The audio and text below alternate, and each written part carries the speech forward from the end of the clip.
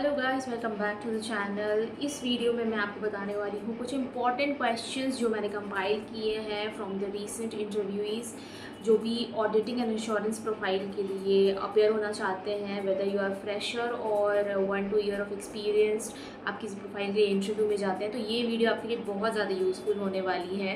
And ये बहुत ही recent interviews के क्वेश्चंस हैं एंड बहुत ही इंपॉर्टेंट है जो हमेशा के लिए यूज़फुल होंगे। So let's get started. सीधे क्वेश्चंस पे आती हूँ। एज़ यू नो कि आपको अपना इंट्रोडक्शन प्रिपेयर करना है एंड बेसिक अपने सीरीज़ को प्रिपेयर करना है। मैं वो उसको डिस्कस नहीं कर रही हूँ इसमें, मैंने अदर वीडियोस बना रखे हैं उसके लिए। सो पहला क्वेश्चन है असर्शंस जो है बहुत ही ज़्यादा इंपॉर्टेंट है। जितने भी इम्पोर्टेंट FSLIs हैं उनके असर्शंस आपको प्रिपेयर करने हैं। जो क्वेश्चन पूछे जाते हैं, डायरेक्ट क्वेश्चन आते हैं इसके रिलेटेड, लाइक आपके हो गए account receivable, account payable, fixed assets, cash, इसके असर्शंस वो लोग पूछते हैं। रेवेन्यू एक बहुत इंपॉर्टेंट पार्ट है। सो ये सारे के आपको असर्शंस समझने होंगे और आपने अगर इस पर काम किया है तो आप उसको भी रिलेट करके आंसर में कॉर्पोरेट कर सकते हैं।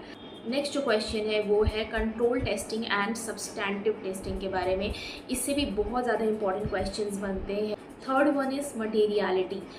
मटीरियलिटी एक बहुत इंपॉर्टेंट कॉन्सेप्ट है जिसके रिलेटेड आपको क्वेश्चंस हो सकते हैं, आपके प्रैक्टिकल एक्सपीरियंस के बारे में पूछा जा सकता है। प्लस इसमें एक और कॉन्सेप्ट है परफॉर्मेंस मटीरियलिटी, वो भी आपको बहुत अच्छे से प्रिपेयर करना है। एंड इसके बाद आता है ऑडिट रिस्क। ऑडिट रिस्क भी एक इम्पॉर्टेंट टर्म है जो कि इंटरव्यूज़ में पूछा गया है।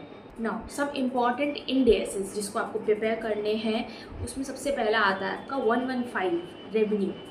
ये बहुत ही इंपॉर्टेंट है। 116 लीजेस वाला भी जो इंडेस है वो बहुत इंपॉर्टेंट है। इंडेस 12 इनकम टैक्सेस वाला बहुत इंपॉर्टेंट है। 109 फाइनेंशियल इंस्ट्रूमेंट्स।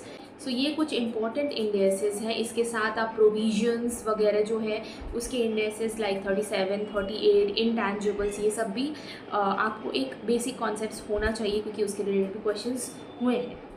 नाउ एक डिफ्रेंसिएशन वाला क्वेश्चन बनता है, उसके कुछ एग्जांपल्स मैं आपको दूंगी जो इंटरव्यूज़ में पूछे गए हैं। फॉर एग्जांपल प्रोविजंस एंड कॉन्टीजेंसीज के बीच का डिफ्रेंसिएशन बताना है, दोनों में डिफरेंस क्या है। डेप्रीसिएशन एंड पेयरमेंट का बताना है। MRL एंड EL के बीच का डिफरेंस।